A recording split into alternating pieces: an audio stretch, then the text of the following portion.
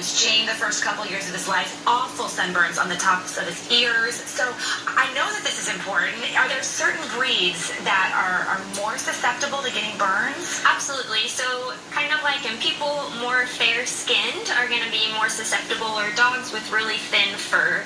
So lots of times the areas that are most affected, like you mentioned, the ear tips, the nose, and the belly, because they have less fur there.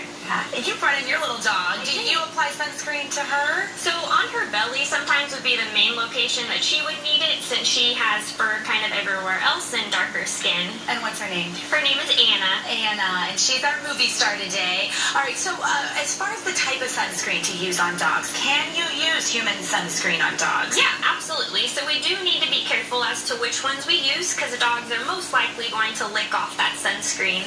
And there are some things that can be toxic if they eat it. So this is an example that's something that would be safe to use.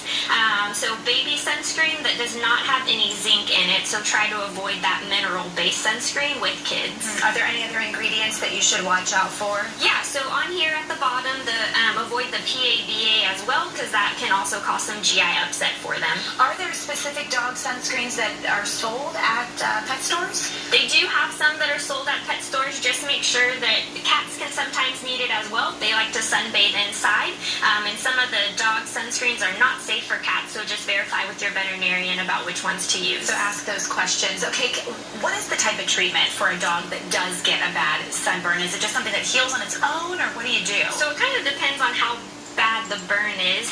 Sometimes it will require some pretty intensive treatment, but they can also be more prone to skin cancer. So they can get squamous cell carcinoma or hemangiosarcomas, which can require removal and then sometimes chemotherapy as well.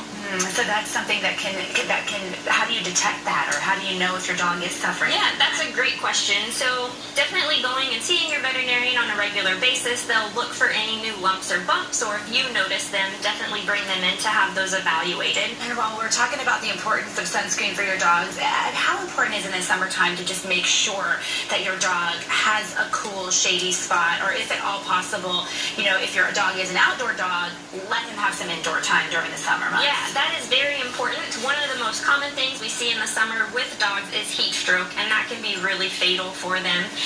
And especially between the hottest time of the day, so 10 and 2, both for sun protection and to avoid heat stroke. So not just providing that shady spot, but making sure they're using it, having access to water, and then bringing them inside when it's going to be kind of those hotter days. All right, Sarah, you mentioned the sensitive spots like the ears, the nose, the belly. How exactly would you apply it? Is it just a thin layer? Exactly. So very similar to applying it to yourself, just like a lotion, and just put it on those spots that are going to be a little bit more at risk.